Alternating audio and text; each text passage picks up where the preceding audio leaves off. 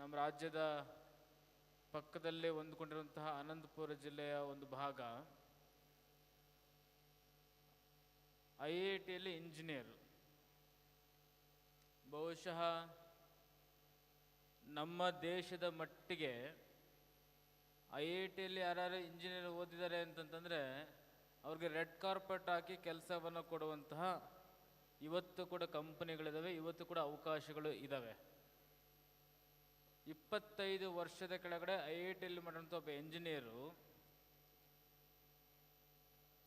ನಾನು ನನ್ನ ಇಚ್ಛೆ ಅನುಸಾರ ನಾನು ಓದಿರೋದನ್ನು ಬಿಟ್ಟು ದೇಶದ ಸೇವೆಗೆ ಹೋಗಬೇಕು ಅಂತೇಳಿ ಮಿಲ್ಟ್ರಿಗೆ ಸೇರ್ಕೊಳ್ತಾನೆ. ಎರಡಿರಬೇಕು IITಯಲ್ಲಿ ಓದಬೇಕಂದ್ರೆ, ಒಂದು ಮನೇಲಿ ಚೆನ್ನಾಗಿ ರೊಕ್ಕ ಇರಬೇಕು, ಇಲ್ಲ ಸರ್ಕಾರದ ಸ್ಕಾಲರ್ಶಿಪ್ ಇರಬೇಕು. ಆತನಿಗೆ ಮನೆ ಕಡೆ ಬಹಳ ಶ್ರೀಮಂತ ಕುಟುಂಬದ ಮನೆತನ. IIT ಮುಗಿಸ್ಕೊಂಡಿದ್ದೇನೆ, ಅಪ್ಪ ಅಮ್ಮನ ವಿರುದ್ಧವಾಗಿ ಸೇನೆಗೆ ಸೇರ್ಕೊಳ್ತಾನೆ. ನಮಗೆಲ್ಲ ಗೊತ್ತಿರುವ ಹಾಗೆ 1999ರಲ್ಲಿ ಕಾರ್ಗಿಲ್ ಯುದ್ಧ ಆಗುತ್ತೆ. ಈಗೆಲ್ಲ ಸರ್ಜಿಕಲ್ ಸ್ಟ್ರೈಕ್ ಅಂತ ಹೇಳ್ತಾರೆ. ಅವಾಗೆಲ್ಲ ಸರ್ಜಿಕಲ್ ಸ್ಟ್ರೈಕ್ಗಿಂತ ಮುಖ್ಯ ಬಹಳ ದೊಡ್ಡ ಯುದ್ಧ. ನಮ್ಮ ಜನ್ರೇಷನ್ ಇವತ್ತೇನು ಇಲ್ಲಿ ಕೂತಿದ್ರೆ ಅವ್ರಿಗೆಲ್ಲ ಗೊತ್ತಿರುವಂತಹದ್ದು. ಯುದ್ಧ ಆಗುತ್ತೆ, ತಂದೆ ತಾಯಿಗಳಿಗೆ ಆತಂಕ ಇರುತ್ತೆ. ಆತ ಫೋನ್ ಮಾಡ್ತಿರ್ತಾನೆ. ಒಂದಿನ ಫೋನ್ ಮಾಡಿ, ಅಮ್ಮ ನಾನು ಗೆದ್ದೆ, ನಮ್ಮ ದೇಶನ ಗೆಲ್ತು ನೋಡು ಅಂತೇಳಿ ತಾಯಿಗೆ ಫೋನ್ ಹಚ್ಚಿ ಹೇಳ್ತಾನೆ. ಭಾಳ ಸಂತೋಷಪ್ಪ, ಎಷ್ಟೊಂದು ಸಾವು ನೋವಾಗಿದೆ, ನಮ್ಗೆ ಆತಂಕ ಆಗ್ಬಿಟ್ಟಿತ್ತು, ಯಾವಾಗ ಬರ್ತೀಯ ಮೊದಲು ಊರಿಗೆ, ಯಾವಾಗ ಬರ್ತೀಯ ಮೊದಲು ಮನೆಗೆ ಅಂತೇಳಿ ತಾಯಿ ಕೇಳ್ತಿರ್ತಾರೆ. ತಂದೆ ಅದನ್ನೇ ಕೇಳ್ತಾ ಇರ್ತಾನೆ. ಬರ್ತೀನಮ್ಮ, ಇನ್ನೇನು ಯುದ್ಧ ಮುಗಿತಲ್ಲ ಬರ್ತೀನಿ, ಆದರೆ ಒಬ್ಬನು ಬರಲ್ಲ, ಇಬ್ಬರು ಬರ್ತೀವಿ ಅಂತ ಹೇಳ್ತಾರೆ. ತಂದೆ ತಾಯಿಗಳಿಗೆ ಈತ ಸ್ವಲ್ಪ ಯಾವಾಗಲೂ ತಂದೆ ತಾಯಿಗಳ ವಿರುದ್ಧ ತೀರ್ಮಾನ ತಗೊಳ್ಳೋದು ಜಾಸ್ತಿ ಅಲ್ಲ. ಅವರು ವಿಚಾರ ಮಾಡ್ತಾರೆ, ಸೈನ್ಯದಲ್ಲಿ ಯಾವುದೋ ಕನ್ಯೆಯನ್ನು ನೋಡ್ಕೊಂಡಿರ್ಬೇಕು, ಹೊಸ್ದಾಗಿ ಮದುವೆ ಮಾಡ್ಕೊಂಡಿರ್ಬೇಕೇನೋ, ಅದಕ್ಕೆ ಜಂಟಿ ಕರ್ಕೊಂಬರ್ತಾರೆ ಅಂತ ಅಂದ್ಕೊಳ್ತಾನೆ. ಅದಕ್ಕೆ ತಂದೆ ತಾಯಿ ಕೇಳ್ತಾರೆ, ಯಾರು ಸೊಸೆ ಕರ್ಕೊಂಬರ್ತಿದ್ದೀನಪ್ಪ ಅಂತ ಕೇಳ್ತಾರೆ. ಇಲ್ಲ ಇಲ್ಲಮ್ಮ, ಅದೊಂದು ನಿಮಗೆ ಬಿಟ್ಟಿದ್ದೀನಿ, ನಾನೇನು ನಿಮ್ಮನ್ನ ಮೀರಿ ಮದುವೆನಾಗಿಲ್ಲ, ನನ್ನ ಸ್ನೇಹಿತನ ಜೊತೆ ಕರ್ಕೊಂಬರ್ತೀನಿ ಅಂತ ಹೇಳ್ತಾರೆ. ಹೌದಾ, ಯಾರು ಏನು ಅಂತ ಕೇಳ್ತಾರೆ. ಇಲ್ಲ, ನನ್ನ ಸ್ನೇಹಿತನಿಗೆ ಯುದ್ಧದ ಸಂದರ್ಭದಲ್ಲಿ ಒಂದು ಕೈ ಒಂದು ಕಾಲು ಎರಡೂ ಬಾಂಬ್ ದಾಳಿಯಿಂದ ತೆಗೆದಾಕ್ಬಿಟ್ಟಿದ್ದಾರೆ, ಹೋಗ್ಬಿಟ್ಟಿದೆ. ಆತ ಕೂತ್ಕೊಳ್ಳೋದು ಕಷ್ಟ, ನಿಂತ್ಕೊಳ್ಳೋದು ಕಷ್ಟ, ಮಲಗಿದಲ್ಲೇ ಎಲ್ಲ ಮಾಡಬೇಕಾಗಿದೆ. ಮನೆಗೆ ಕರ್ಕೊಂಡು ಬಂದು ಬಿಡ್ತೀನಿ, ನೀವು ನೋಡ್ಕೊಳ್ತಿರಲ್ಲ ಅಮ್ಮ ಅಂತ ಹೇಳ್ತಾರೆ.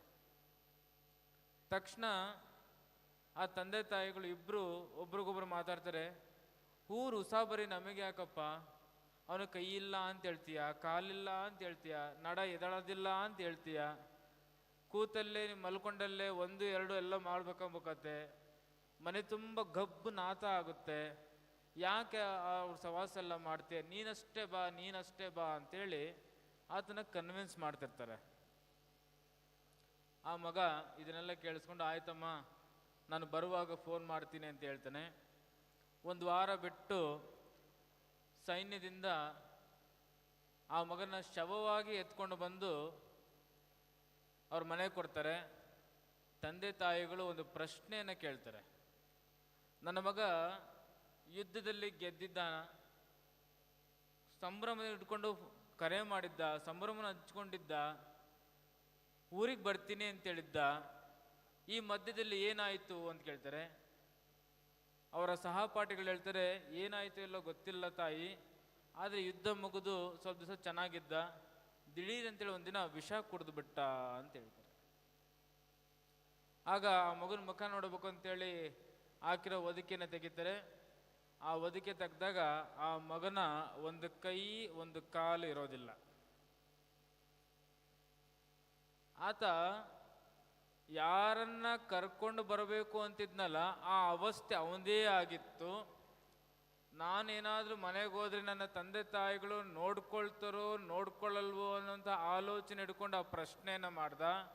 ಯಾವಾಗ ತಂದೆ ತಾಯಿ ಊರು ಉಸಾಬರಿ ಯಾಕೆ ಬೇಕು ಬಿಟ್ಟು ಬಾ ಅಂತಂತಂದ್ರಲ್ಲ, ಆವಾಗ ಅವನು ಸ್ವಾಭಿಮಾನಕ್ಕೆ ಅಡ್ಡಿಯಾಗಿ ಯಾರ ಮೇಲೂ ಭಾರ ಆಗ್ಬಾರ್ದು ಅಂತೇಳಿ ವಿಷ ಸೇವಿಸ್ದ. ಇದು ಕಟ್ಟು ಕತೆ ಅಲ್ಲ, ಕಾರ್ಗಿಲ್ ಯುದ್ಧದಲ್ಲಿ ನಡೆದಿರುವಂಥ ಆಂಧ್ರ ಪ್ರದೇಶದ ಒಂದು ಕತೆ. ಊರಿಗೆ ಉಸಾಬರಿ ಬೇಡ ಅನ್ನೋಂಥರ ಬಿಡೋಂಥರ ಬಹಳ ಜನ ಇರ್ಬೇಕಾರೆ ಊರು ಉಸಾಬರಿನೇ ನನ್ನ ಕೆಲಸ ಅಂತ ಯಾರಾದ್ರೂ ಇವತ್ತು ಆಧಾರ ಸ್ತಂಭ ಆಗ್ತಾರೆ ಅಂತಂದ್ರೆ ಅದು one and only Santosh Lad ಅನ್ನೋಂಥರ ಮಾತ್ರ.